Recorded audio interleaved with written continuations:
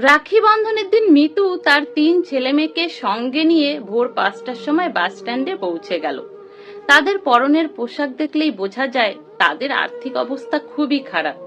মিতু তার 3 ছেলেমেয়েকে সঙ্গে নিয়ে বাপের বাড়ি যাচ্ছে, কারণ তাদের মামা যদি দয়া করে তার 3 ছেলেমেয়েকে একটা করে নতুন জামা দেয়, তাহলে তাদের কাছে একটা নতুন জামা হবে। 12 বছর আগে মিতুর অবস্থাপন্ন ঘরেই বিয়ে হয়েছিল। বেশ আরামেই কাটছিল দিনগুলো তার, কিন্তু হঠাৎ তার স্বামীর একটা কঠিন অসুখ ধরা পড়ে। সমস্ত জায়গা জমি বিক্রি করে স্বামীর চিকিৎসা করায়, কিন্তু শেষ রক্ষা হয়নি। স্বামীকে সে বাঁচাতে পারেনি। ততদিনে আর্থিক দিক থেকেও পুরো নিঃস্ব হয়ে পড়ে সে। মিতুরা 5 ভাই বোন, তার উপরে 2 দাদা আর 2 দিদি। তাদের অবস্থা খুবই ভালো। মিতু কোনো রকমে দিনমজুরের কাজ করে তার সন্তানদের মানুষ করছে। বাস স্ট্যান্ডে বাস এসে দাঁড়ালো। মিতু তার 3 ছেলে মেয়ের হাত ধরে বাসে উঠে বসলো। সব মেয়েদেরই বাপের বাড়ি যাওয়ার কথা হলে তাদের মনে একটা আলাদাই খুশি থাকে, আলাদাই আনন্দ থাকে। মিতুর ক্ষেত্রেও তার ব্যতিক্রম হলো না। যতই সে বাপের বাড়ির কাছাকাছি আসতে লাগলো, ততই তার মনে আনন্দ ভরে উঠলো। ছোটবেলার কথা তার মনে পড়তে লাগলো। বন্ধু বান্ধবদের সাথে কাটানো সময়, ভাই বোনদের সাথে কাটানো সেই সুন্দর মুহূর্তগুলো সে মনে করতে লাগলো। মিতু বাপের বাড়ি এসে দেখলো তার বড় 2 দিদিও এসেছে। মিতু 2 দাদার হাতে রাখি বাঁধলো। 2 দাদা 100 করে 200 টাকা আর একটা করে সস্তার শাড়ি মিতুর হাতে ধরিয়ে দিল। এটা দেখে পাশে দাঁড়িয়ে থাকা বড় দিদি বলল, ভাই, তোরা আমাদের 2 বোনকে যা খুশি দিস, তাতে আমাদের কোনো অভিযোগ নেই, কিন্তু মিতুকে একটু বেশি করে টাকা দে আর ভালো শাড়ি দে, আর ওর বাচ্চাদের একটা করে নতুন জামা দে। তোরা তো জানিস ওদের অবস্থা কতটাই খারাপ। পাশে দাঁড়িয়ে থাকা বড় ভাইয়ের বউ বলল, দিদি, এইভাবে চেয়ে নিতে কি তোমাদের লজ্জা করছে না? মেজ বোন তখন বলে, মিতুর মেয়ে আমার ছেলেকেও রাখি বেঁধেছে, আমি ওকে 1000 টাকা দিয়েছি। এখানে কথাটা চাওয়া পাওয়ার নয়, ওর এখন আর্থিক অবস্থা খুবই খারাপ, ওর টাকার প্রয়োজন, তাই বলেছি।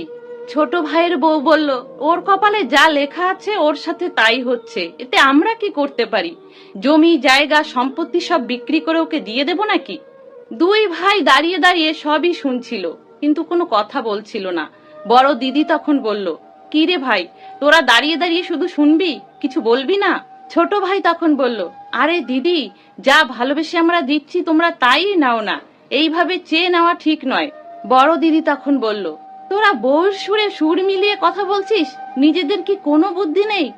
বড় ভাই বলল, আরে দিদি, তোমরা কি রাখি বাঁধতে এসেছো না আমাদের অপমান করতে এসেছো? বড় দিদি বলল, তোদের লজ্জা হওয়া উচিত, শহরে বড় ফ্ল্যাট কিনে ফেলে রেখেছিস, এদিকে যখন মিতুর স্বামী অসুস্থ ছিল ওকে 1000 টাকা দিয়েও কখনো তোরা সাহায্য করিসনি। ছোট ভাইয়ের বউ বলল, দিদি, এত বড় বড় যে কথা বলছো, আমাদের কথা শোনাচ্ছ, তোমরা কি করেছো ওদের জন্য? ওদের কি কোনো সাহায্য করেছো? বড় বোন তখন বলল, হ্যাঁ করেছিলাম, আমরা 2 বোনে মিলে 25,000 করে 50,000 টাকা মিতুকে দিয়েছিলাম। বিশ্বাস না হয় ওকে জিজ্ঞাসা করে দেখো। বড় ভাই তখন বলল, দিদি, তোমাদের অনেক আছে তাই তোমরা সাহায্য করতে পারো, কিন্তু আমাদের তো বাচ্চাদের ভবিষ্যতের কথা চিন্তা করতে হবে, তাদের কথা মাথায় রাখতে হবে, তাই না?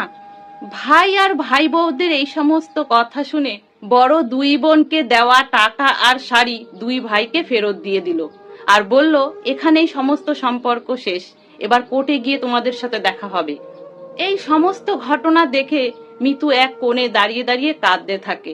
সে মনে মনে ভাবতে থাকে, আজ আমার জন্য ভাই বোনদের ভিতরে অশান্তি শুরু হয়ে গেছে, ঝগড়াঝাটি শুরু হয়ে গেছে। বড় বোন তখন 2 ভাইয়ের উদ্দেশ্যে আবার বলে ওঠে, ভাই, তোরা কান খুলে শুনে রাখ, এই বিশাল সম্পত্তির 5 ভাগ হবে, আমাদের 2 বোনের ভাগ আমরা মিতুকে দিয়ে দেব। এই বলে তারা মিতুর হাত ধরে বাড়ির বাইরে চলে যায়। 2 ভাই একে অপরের সাথে পরামর্শ করলো যে 3 বোন যদি সম্পত্তির ভাগ নেয় তাহলে অনেকটাই চলে যাচ্ছে। এটা ভেবে তারা 2 ভাই তখন 3 বোনের পেছনে ছুটতে লাগলো। ছুটে গিয়ে তাদের কাছে গিয়ে বলল, দিদি, আমরা মিতুকে সব রকম ভাবে সাহায্য করব, শুধু তোমরা চলে যেও না।